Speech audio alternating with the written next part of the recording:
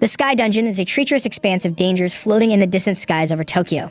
The number of deaths in there is countless, but the motive was one: the quest for the special reward. It is said that when one successfully clears it, it will fulfill one wish against all odds. Much like the other cliché manhwas, there exists the concept of hunters, and reigning at their pinnacle, the S-classes. The Sky Dungeon has now become the greatest obstacle in the path of these heralded ones. For example, when there was an obnoxiously huge snake intercepting these S ranks, 2 of the 4 were knocked out while the priestess was healing them, and Akabane Meguru, who was leading them, stood facing it alone, and he was the strongest of all. However, even this reptilian behemoth posed no considerable challenge to his prowess. He stepped aside when it forged its way towards him, and using his blade fluidly, he ran its length. When he had managed to close into a viable range, he started concentrating his unmatched aura in his other palm. It was used to pierce the hideous eyes of the reptilian Anakin. As it fell dead and Akabane Meguru walked away, his teammates were there to rejoice in the aftermath. When they broke for camp after a while and inside the dungeon, Matsubara Miyoshi, the warrior class of the squad, commended his prowess, while the healer Akabane Kana rushed towards her hero and met his embrace. Meguru devoted his victory to her, but when she stated how he hadn't even required a single heal, he sat down against the wall, and she cuddled closer to him as he patted her head warmly. If you're wondering about the reason behind this, let's dial back to an event 3 years ago. Meguru was trying to fend off a monster-sized horde of wolves and was thrown away after they injured him. His father stood intercepting the carnivores with a steel club and urged him to run away with his younger sister, Kana. The thought of leaving behind his family despite being awakened himself was preposterous to the young hunter, but he was hurled backwards by his father, who desperately repeated himself. He ordered his escape as the head of the family, stunning the child as such. The sight of his sister was a mess, and he was ordered to protect her while he would protect his wife and his mother. The back alley was interestingly void of monsters, and when he tried to argue next, his mother latched onto his hand, pleading him to heed their words, and reminded him about how tragic it was for a parent to witness their child's death. The face of the son conveyed remorse and agony, but he could sense the resolute will of his parents. Comprehending it as the only thing he could do for his loved parents, he chose to fulfill their words. He took hold of his little sister to comply and witnessed the last smile of his kind father. That smile transitioned into an angered demand for him to leave, and taking hold of the teary Kana, he led her through the forlorn alley and towards safety. Back to the current timeline, his sole assurance and relief was the fact that he wasn't alone. He had someone to protect, and as such, a reason to fight and prevail. When the surge of monsters had ceased, he announced his decision to set camp for the day. The fire that challenged the darkness of the dungeon kindled brightly, and Miyoshi expressed his dislike for the sore and little, but nutritional supplies they had. That was when Meguru stated how their lives would change after they would make it out at the end. The other members of the group and Miyoshi noticed him speaking that once the dungeon was successfully completed, they would have the luxury of seeking a single wish. As the hunter he was, Meguru announced his wish to erase the existence of dungeons all over the world. At this, the hunters smirked, and Miyoshi recognized the goal he had mentioned previously as well. After 2 gruesome weeks, they were forging ahead through the gates of the last floor. Inside was a feisty dragon, whose overwhelming presence bore on the sophomores. It blew a wicked bout of its draconic breath at them, and a swordsman of the team charged ahead with a mage entailing him with buffs. Their attacks, however, had no effects on the monstrous beast before them. When its humongous was coiling, Meguru chanced upon a section where its scales had been chipped away. He drew his blade with the motive of directing their focused attacks onto that very mark. Well, that was something he planned but failed to fulfill, since the dragon slapped him away with its tail. Kana immediately came to heal her brother, who was secretly aware that the blows were potent enough to kill him. As such, he ordered the rear guards to focus on attacking its eyes, while the remainder of their digits would keep it in check. When the swordsman tore towards its neck and hammer-wielding Miyoshi chose to strike its legs, Meguru understood the significance of fighting as a party. As he charged ahead, he concluded that although he lacked companions to trust his back to besides Kana before, he could certainly place his trust in the men whom he had been fighting alongside. The way of the sword and the path of magic were 2 incompatible things in the world ruled by jobs and skills. However, as a jobless, Meguru could fuse them both, as the others watched in utmost awe and hope the strongest S-class slash across the conjoined torso and neck of the dragon. The vicious but headless dragon now fell dead, and as he turned to celebrate the consequent victory, his hopes of peace were betrayed. A broad sword pierced its way through his chest, and Miyoshi, the one responsible, wielded it. A rapier impaled the body of his kind sister Kana, and Miyoshi spoke. This is where we stopped playing friend. They kindly elaborated that their viewpoints were too different to align, since his wish to erase the dungeons was just too extreme in their regards. He was now under their ruthless feet understood that they intended to keep the existence of dungeons because of the ultimate existence the society offered to them, this Syrinx. He could comprehend their reasons to erase him. But when he demanded why they had killed Kana, they stated their united need to be thorough with their task as shamelessly as possible. This answer angered Akabane and Meguru profusely, who then recalled the loving moments and kind smile of his sister from the past they shared. When he started questioning the trivial reason they resorted to, they rephrased that he was the nonsensical one for choosing to dream about an ideal world. And all of it was a result of him, the jobless, challenging the pride of them, the heroes. Although Meguru had chosen the job said to be the weakest among all, he was also the one to have worked and strived the hardest to turn himself into the strongest. Neither had he ever expected to be reprimanded in his last moments as a hero, nor by his own comrades at the very least. He recognized himself for being the fool, for since they had chosen to kill his dear sister, he vowed to never forgive their eternal sin. His following oath was to kill not one, but all of them for certain. His embedded string of life led his eyes to brightness, and as his eyes flared open, he wondered if all of it had been just another nightmare. But his heart was aware that all of it was real, and Kana had been killed alongside him. A nurse walked in through the parted door and was surprised to find him awake, his name being Izumi. Meguru was conflicted if she was referring to him by the strange name, and later the doctor came, conclusively requesting him to rest for a week longer. He flinched as he tried to move his hand, but was surprised to find that all of his wounds had been completely healed. However, when he turned to face the brightness of the sun, the mirror intercepting them showcased a face very unfamiliar to him. The thought of having become a different person troubled the strongest S-ranker, but when a familiar face popped past the hinged door, he could not help but stutter. Kana. The sight of her brother's wellness flooded her with relief, and by the time evening descended, she explained the entire events that had transpired after their deaths. After their uneventful betrayal, the pair of siblings had been reincarnated after 100 years. While Kana retained her looks, she did not have her memories from before, while on the other hand, Meguru had transformed into Izumi, but with his memories intact. But, coincidentally enough, Izumi too was jobless like him, and he happened to have only fragments of the owner's original memories. When Kana stuttered about how worried she was after learning about his fatal wounds and Mizumi apologized, she immediately tracked her steps back as a classic tsundere would and offered to visit him later on. The smile on his face transitioned into a scowl as she left, and he reveals what their fruitful exchange had unveiled. After betraying and killing them inhumanly, the other heroes of the party had made their apparent heroic wish to become dungeon masters.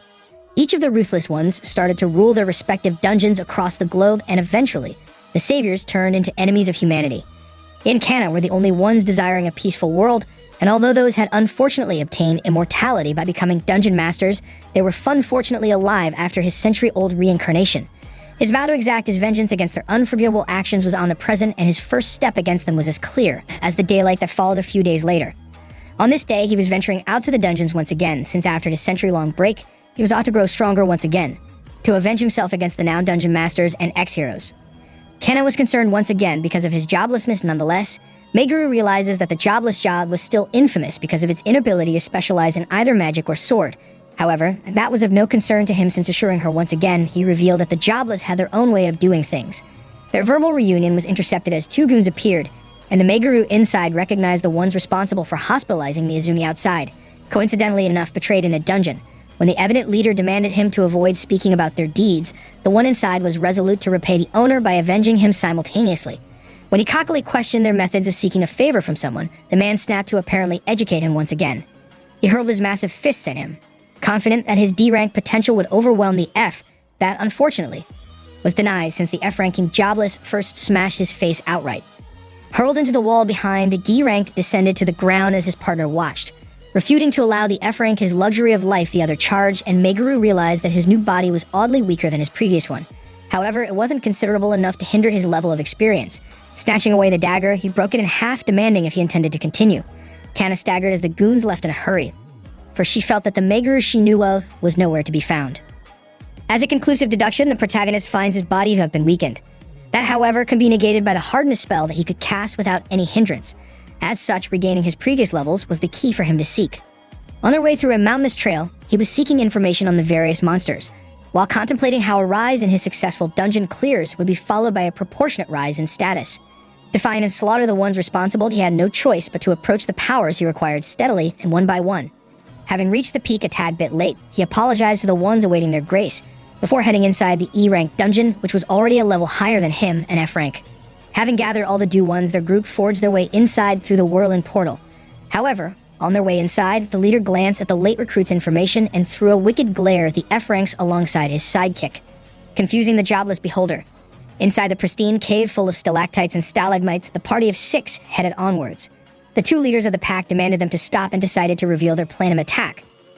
Foremost came their declaration that they would be claiming the final attack, and when he sought any denials, the 2 unknown low-rankers shook their heads timidly. However, when he was about to decide on the vanguard, Meguru demanded to learn why they weren't splitting the rewards evenly, since reasonably enough, all of them won a bonus.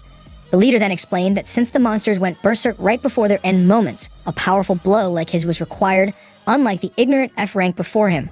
When Meguru decided to follow up on how insignificant such a subject would be for him, the leader snapped and brandished his broad sword right against his neck to demand the Jobless F rank to refrain from pushing his luck.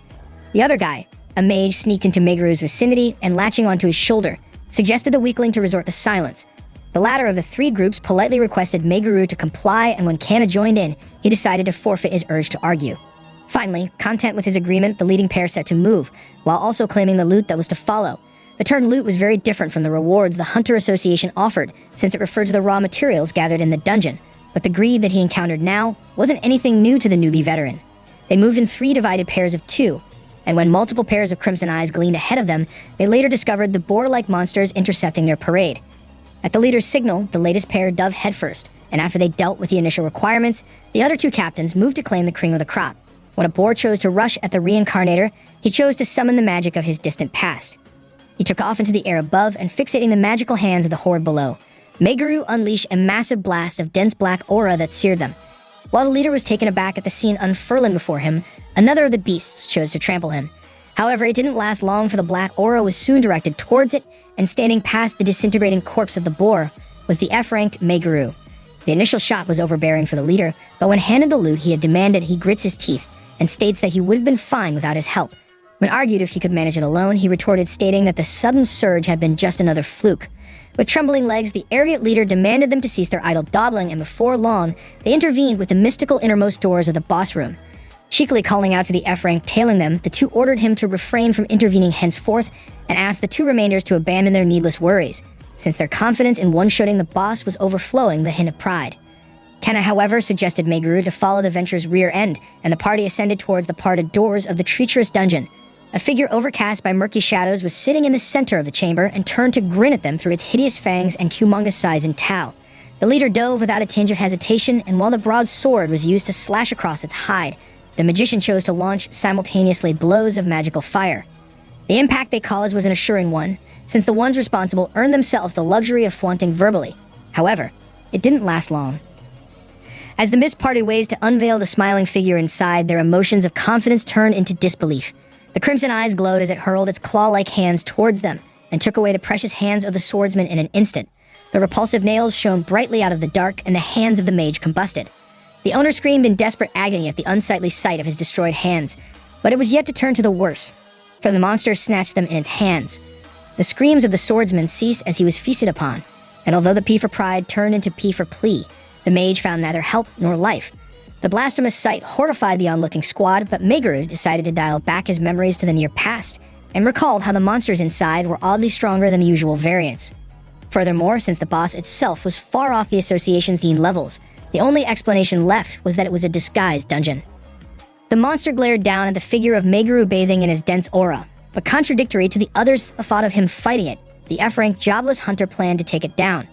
Although they were certain that it was an impossibility, he was a little concerned, since the disguised dungeon's boss was a C rank instead of the predicted E, and what he did next was brutal, since he brazenly demanded the audience to shut up. The monster lunged at him with its jaws wide open, but as the decisive eyes of his flared, he took off into the air above. The Meguru now required no one to trust his back to, and hence traced the entire exposed back of his target with his magically enforced sword. But as he was about to launch his next magical bout, he grew alarmed to find the monster resorting to the exact same. As the 2 arms of it crackled the dense magic, he formulated a Rasengan equivalent himself and scored the ground to intercept its devilish advent. As he took to the ground below, he realized that his present level was far below the required level to kill it in a single blow, and since it could not be helped, he cast a spell not on the blade, but upon himself. When the devil chose to devour him once again, he closely evaded the grim fingers of it. Since to sneak his way in, he had to bait it by ceasing his own movements. He eventually found the window to redraw his blade and gouged its legs with it soon after. The owner of it grew angered at the flaring pain, but Meguru evaded its jaws by rebounding himself against its exposed neck. With his next blow across its neck, the beast toppled over in gratitude to its massive weight, and he reveals that the spell cast previously was one to make himself airborne. He took off as it traced his ascension, and strangely enough, the gigantic maw spread right underneath him. Unfortunately for it, he chose to launch the next furious bout of his magical blast at the stalactites dangling from the ceiling above. They tore their way down at a moment's notice and right through the ominous beast's head. It crumpled to the ground as Meguru landed amidst the dissipating miasma of it. The audience was astounded by the unbelievable display of his, but soon after, a portal-like dimension opened to shoot a massive bolt of energy through the ceiling. He received multiple incrementing rewards ranging from his attacks, attack speed, magic, and its speed, alongside defense and magic resistance itself. As a jobless in the world, the exp efficiency the growth provided was an unmatched advantage for him to usurp. Kana, however, was certain that he wasn't the same Meguru she knew about, since the sudden spike in his growth in a short amount of time seemed like a trick to her. The thought of her dear friend hiding his strength pained her, but he gently placed his hand on her head and revealed that he had been training in solitary secrecy to protect her, which wasn't quite a detour from the actual truth, since he wasn't intent on letting her die again. They soon departed with intentions of reporting the incident to the association, and the scene soon transitions to the towering building at the Shinjuku branch in the outside world. The claim of an individual jobless having overpowered a C-rank boss monster was quite odd to the ears of the receptionist, since the boss had also managed to strike down 2 of the leading Gi rankers. The remaining pair was present to attest to the piece of event, and another of the clerks made the assumption of how feasible it would have been for them to have stabbed them instead. This reply confirmed the suspicions of Meguru, who realized the persistent animosity of jobless ones. Kana was quite quick on clarifying her absolute denial on the matter, and when she turned to Meguru, the guy spoke about how the death of the 2 relatively competent ones was now being rephrased as derogating the dead. The thought sent shivers down the clerical entities, who immediately set off apologizing for the misunderstanding. Well aware of how futile his persuasions would be, he took off with Kana and Tao, but while on their way out, the chief of the branch was coincidentally approaching their destination of departure. However, when the 2 crossed paths, he noticed the viciously colossal aura lingering over Meguru, and despite the clerk's greetings, focused to debate as to who the individual was. When outside, he assured the inquisitive Kana that the credit itself meant nothing to him, and she grew elated to have found the same Meguru she once knew. The pair reached a location that Izumi Meguru's memories recognized as home, and his next-door neighbor was Kana. Inside, while using his new mobile, he found a report stating the return of Matsubara to Japan. The emotions on his face died as he recalled the treacherous face of the hero and let out a chuckle as he rose from the bed, since their upcoming reunion had him overjoyed. A few days ago, it was in the dungeon in the country of China, where he grew excited after their century-long success. He conveyed his decision to leave to his servants, whose concern for his safety for him was unnecessary for someone like him, for he was one of the 6 great heroes, Matsubara. He had previously become the manager of an S-rank dungeon in China, and after conquering the entire country, he decided to conquer Japan next before either of the other 5 would or could. He ordered the assembly of his entire troops, while also warning them about what would follow otherwise. Back to the current time, and at the Hunters Association, the clerk was seeking to confirm Meguru's identity as an F-rank jobless, since the reincarnator was having trouble finding job requests and had no other option left to level up. Kana started to emphasize how he could not increase his rank until and unless dispatched or allowed to enter a dungeon, even by a circular reasoning. The section chief appeared behind them and passed the door to learn about the ruckus. After realizing the problem, he offered Meguru a chance at the special exam to rank up. Premise: a hunter's skill is held in the underground facility of the association on a monthly basis, and a passing hunter would rank up against all odds. However, the exam itself was tough enough to reconsider, since if he failed, he would have to either go for a long retake or wait till he fulfilled the conditions for a rank up. Finding no downside in the event for himself, the challenger consented to give it a shot, and the clerk asked why her boss had recommended him, since nobody had ever managed to pass it before. At this, he reveals his instinctual expectations of the jobless passing by some bleak chance. After 3 days passed, multiple hunters had gathered in the designated facility. Inside, it was explained that they were to defeat monsters created with mana gathered from the magic stones sourced from dungeons. Although they would feel pain throughout, they would not die even after receiving a fatal blow, and the defeated monsters would dissipate. A heavily armored swordsman volunteered to test himself foremost and found himself against a massive magic stone perched at the center of the room. From that shining gem emerged a humongous snake. With a loud battle cry, he slashed with his broad sword. His blade started to wither against the hard scales of it, and the owner swooped in to strike at his chest. The wall behind shattered as he landed, and the eyes of the beast gleamed a crimson shade as the reptile hissed. The others recognized the powerful A-ranked monster, and when the instructor demanded a candidate, Meguru offered to enter next. When he entered through the doors of the facility, a giant monster resembling a lion roared at him. As he charged with a temporary blade, the opponent formulated a condensed ball of energy. He jumped out of the path of the destructive blast, and as the beast rushed to swoop in a physical blow next, he intercepted it with the sword. The strength and speed it possessed forced him to distance himself, and although Meguru would die with just a single scratch of it, he knew of a way to counter it. He took off with his blade and struck against the length of its approaching paw. When the next ball of energy was about to be launched at him, Meguru resorted to becoming an imposter Itachi. After his stats had increased, he could not see the different locations offering variable damages. He sliced the blast apart with his sword, and he thanked his grown magic speed that allowed him the agility he wanted. Finding the Titan concocting its next blow once again, he tore at it while activating his magic and concentrating a portion of it in his hands. He lunged to face it headfirst, for thanks to his jobless situation, he was the jack of all trades, and as a jack of all trades, he was the only one who could grow to omnipotence. He hurled the ball of jobless mana into the beast's mouth, and took off as it exploded in a wicked shade of violet. With trembling hands, the clerk furnished him the reward, and he stared at the E-rank card in his hand. Cannon exclaimed at how he had passed an exam no one had, as in accordance to the section chief's words, who remarked in amusement. Two suited but evident lackey-grade individuals called out to Azumi Meguru from behind, and demanded him to accompany them to some unknown where. At Kanna's inquiry, he denied recognizing the men, but as they closed in on them, she started to look around frantically. She tugged at his cuffs and urged him to leave, but he placed a charm in her hands and requested her to wait for him at home. As she watched in disbelief, her friend Azumi left her to go with a mysterious group of men. The sky grew the tinge of the usual evening, and they entered and passed through multiple tunnels. Soon he was descending in a lift and remarked at how deep underground their adventure was going. After another brief while, he came across a guarded pair of doors, and beyond the thick shutters of it sat a man with grayish hair. When he demanded a reason from the one evident responsible, the man apologized with a sarcastic laugh. With a wicked smile, he flapped open a briefcase full of stacks of cash, and in an attempt to make an offer to sponsor him. Meguru could tell that it was easily about 100 million yen, and the man demanded to learn if it was enough. He asked to confirm if he wanted him as something like a bodyguard, and as for the work he was out to do, the man started to elaborate by foremost stating that his organization was a big-time one, and as such, they did every possible job required. Meguru could sense that the entire thing won't unfurl until and unless he took the money, and for the desired revenge of his against the 6 heroes, he needed both time and money. At the same time, he could not let the need of his restrict him, and hence apologized to the man before him, since he could not accept a sponsor yet. However, his venture outside was halted as he noticed the door close and the lock active. Turns out that since he had refused their generosity, they could not allow him to return alive. When one of the many charged in, he scoffed at the slow speed of his.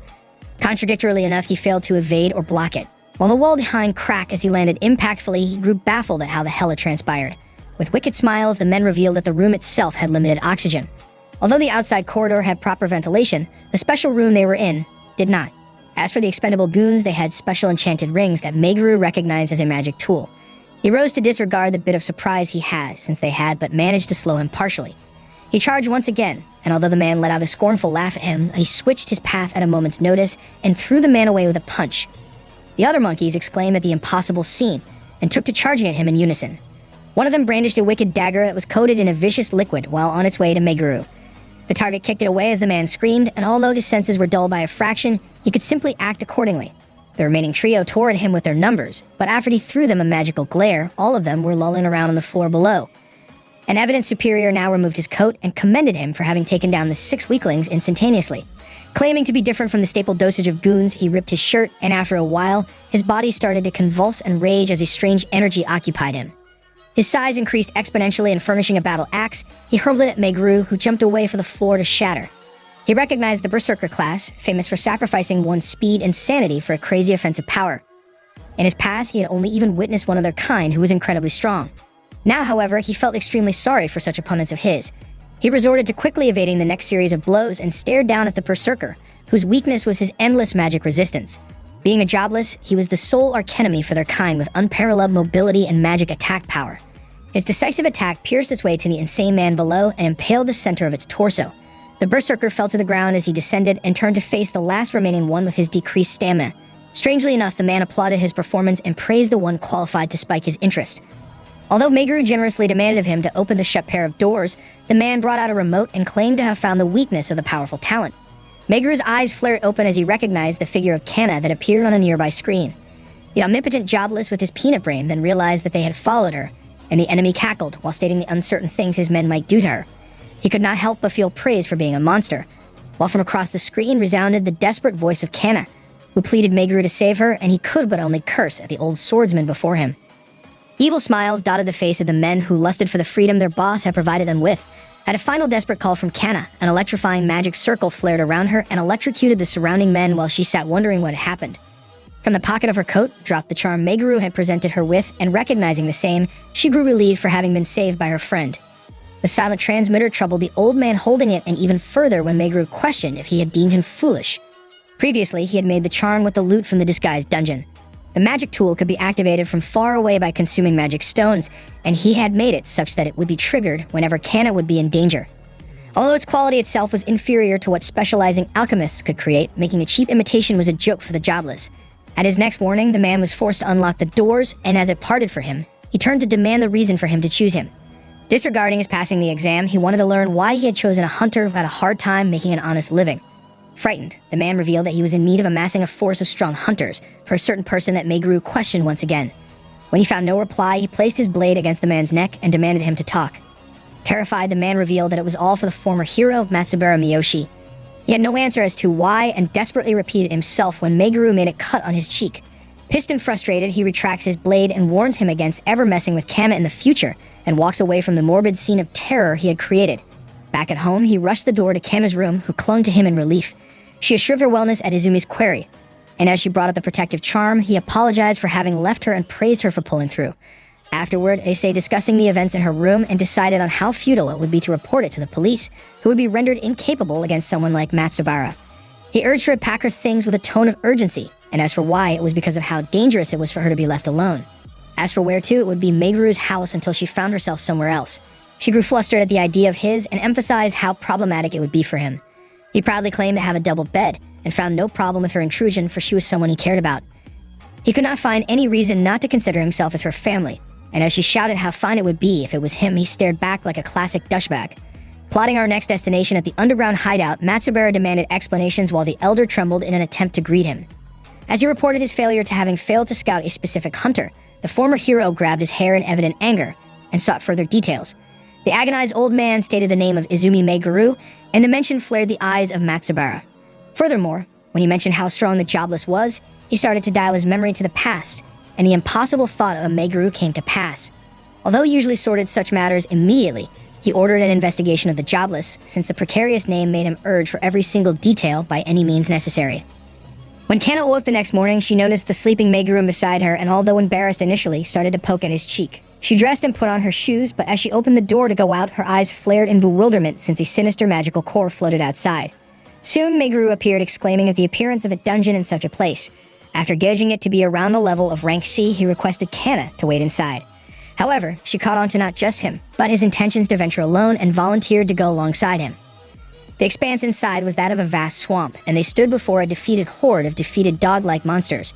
She debated consciously if she was becoming a burden to him, and calling out to her, he asked if she was capable of using Abyss. The legendary Abyss was a spell that lowered a target's stats, and although she denied the bleak chances, the only legendary player ever known to use Abyss was the hero Kana from a century ago. Meguru was confident that the new Kana could pull it off, and asked what she would say if she found someone else using it besides the Kana-sama. Before she could earn him of an approaching threat, he activated a spell with a flick of his finger, and the rushing beast magically slowed down. He threw a kick at its belly and flung it away while Kana wondered what happened. To help her understand, he elaborated that it was a Jobless's fort to be capable of anything, and although inferior, the spell was a variant of what the hero Kana was capable of. She was simply baffled at the wonderful piece of news, and although Meguru had the confidence in her, she stated herself to be very unlike the special Jobless. He explained that she was required to imagine the result and integrate it with the required magical components. However, because she had already mastered all the basics, she was now required to have the belief in herself. Persuaded, she decided to give it a shot, and a wave of magic blasted as she started to initiate it. The possibility that Meguru was chasing was for her to compile many simple spells on top of each other instead of trying her hands at a complex one. When the next pack of monsters came charging at them, her eyes flared out of the magical concentration, and she activated the Abyss. The spell bound the hounds in a ball of light that concentrated the spell, and the caster took notice of her unexplained success. Meguru placed his hand on her shoulders, and since she had succeeded, like he had predicted, she was to learn the spells of force and adjustment next. However, and the sounds of her protests faded as the wheel of time churned. As the wheel stopped, the pair were facing a humongous spiky dog. Meguru quickly evaded as it threw its paw at him, and Kana started to recall the second spell of force that she had just learned. She targeted the spell at him, since unlike the Abyss, it was capable of boosting one's stats. The buff Meguru tore to place himself below the beast, and formulating a magic circle on his palm, threw it at the ground below. He activated it once outside its range, and the puppy became fluffy. Watching this scene occur from afar, Kana grew hopeful, since she could now help Meguru. He walked up to her in gratitude and praised her amazing help. Before Kana could stutter a reply, he took notice of how despite the clear, their stats did not increase. He ended up calling it, since another of the same mystical dungeon cores coiled into existence. It evidently wasn't a portal for their exit, and the only remaining answer to it was a double dungeon. As the words caught the ears of Kana, it is dutifully explained that in these rare occurrences, The mana inside the second dungeon is considerably denser, and the monsters proportionally stronger. To find themselves the reward, they would have to enter the dungeon, which was at least V-ranked and a blatant translation to a natural disaster. She pleaded him to return at once, but he was confident that he could pull it off with her buffs and left her screaming his name as he walked to the core. Soon after, the ceiling of their first dungeon started to crack, and before he could grab her to his jobless safety, the cracked pieces started descending onto her. As the eventual collision occurred, the apparently omnipotent watched the scene in disbelief before screaming out her name. He started to frantically dig with his hands in search of an answer, and a faint voice did resound soon after. The figure of Canna was entrapped within the rubble, and after a ton of Cedric Diggory, she was out. Turns out the adjustment spell came to her rescue, but before explaining any further, he was drawn into a longing hug. Meguru was relieved to have taught her the spell that alters one's stats, however. His major concern now was the fact that someone had intentionally caused the ceiling to break, and the dreadful thought of someone else having accompanied them, and now lurking in the hideous darkness came to pass. Soon, they were marching through the magical trails in the second dungeon. They had confirmed that the small fries here were indeed stronger and especially good for helping his stats grow. However, it was nowhere near to what he needed to tear off the throats of his betrayers. Canna could sense this welling excitement emanating from him, and he excused it as his eagerness for the rewards, which would be easy in his regards since they were together. Awaiting their grace full of togetherness was a behemoth dog with 3 heads like the renowned Cerberus. Not one, but a trio of them charged towards them, and as Canna boosted him with a couple of her spells, he used the boost in his speed to run up the length of an attacking arm and hurling himself towards the multifaceted hound. Alarmingly enough, another gigantic paw hindered his rush and forced him to retreat as it tore the ground. That paw belonged to the B-rank boss, possessing a strength to be reckoned with. He evaded the consecutive next blows, and aware of the little weaknesses the stronger monsters had, he aimed for the exposed throat. He threw a short blade he had on himself, but that ended up getting destroyed by its wicked teeth. Realizing its capability to respond, he was only motivated to act even faster with Canna's buffs. Although hunters in general were capable of a specific element each, like fire, wind, water, earth, light, or dark, and if not obvious enough as a Jobless, he could dominate all of 6 of them. The hound shot multiple orbs of energy at him, and evading them simultaneously, he decided to create plasma by integrating the wind and earth and enveloped it all around himself. He threw a magical glare at the boss and sliced away one of its paws in a blazing fury. As it howled in agony, he grew confident that he could finish the ordeal with a single hit. Enforcing himself, he inflicted a shattering impact on its side, and soon after, found the flickering green portal of success before himself.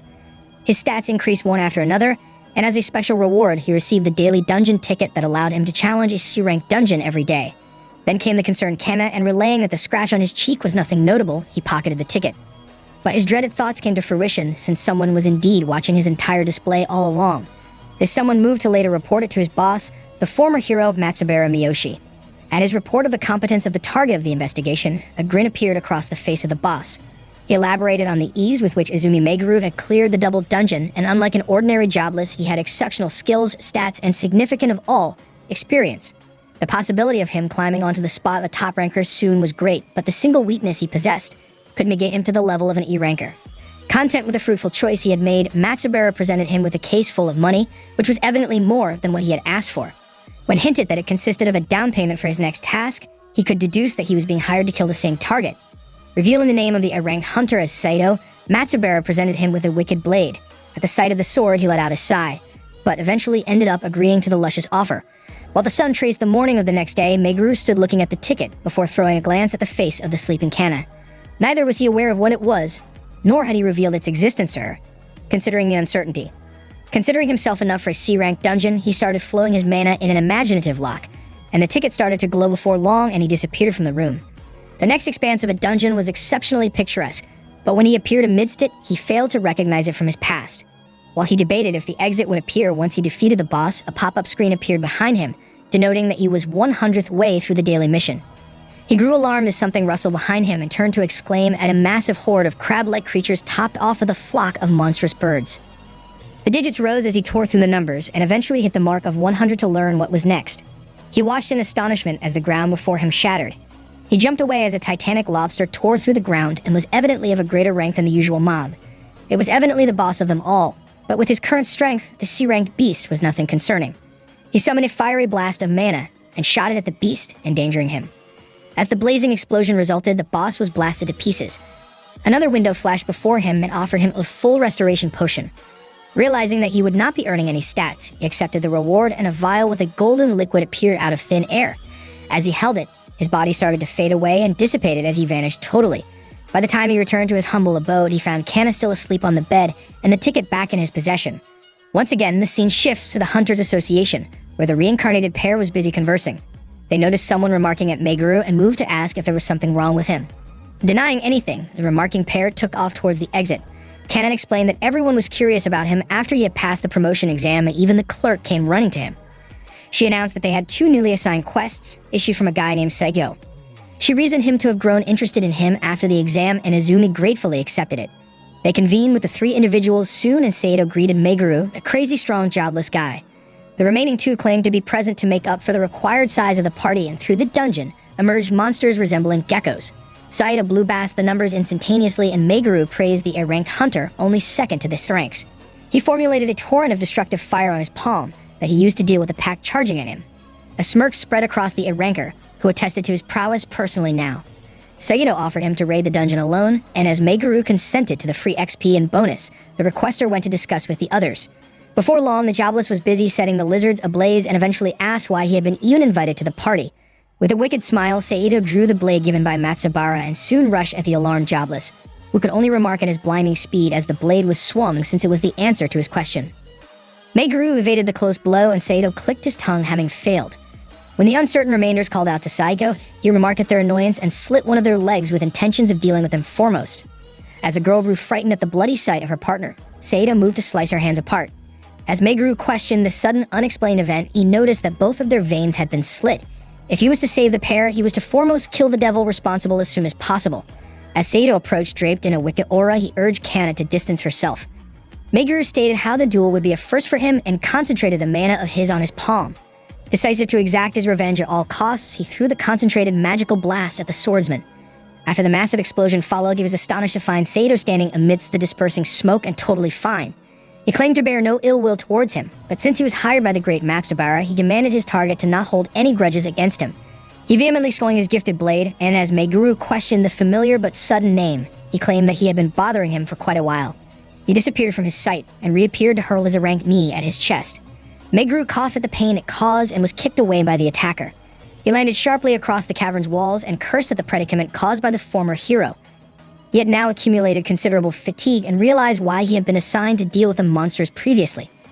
Although his body trembled in denial of the movement he forced out of it, he could not give up yet, since the sight of Kana dying before him wasn't something he could bear witness to once again. He slapped his consciousness awake, and a furious mana then found its way around him. His eyes blazed as he took to the offensive turn of his, and as Saito grew appalled at the blasphemous change in his prowess, he prepared his blade against the oncoming threat and attempted to pierce the agile little Jobless. Meguru zapped to his back in a second, and as the Swordsman turned to face him, a consecutive barrage of punches challenged him head-on. Thrown away into his share of the wall, he started realizing the true potential of the guy before him, since his strength had spiked unprecedentedly. However, he too was intent on having the last laugh, since as cliché as it was, Kana was right behind him since Meguru had moved behind him. Taking her into the custody of his blade, he demanded if Meguru cared about her safety. Sure enough, the peanut brainmech was panicking since the blade was faster than him irrespective of all buffs.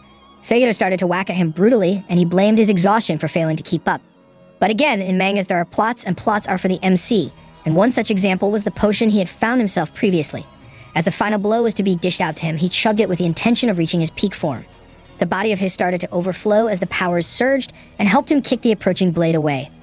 The wielder of the blade grew horrified as his weapon was flung away, and the one responsible moved behind his exposed back once again.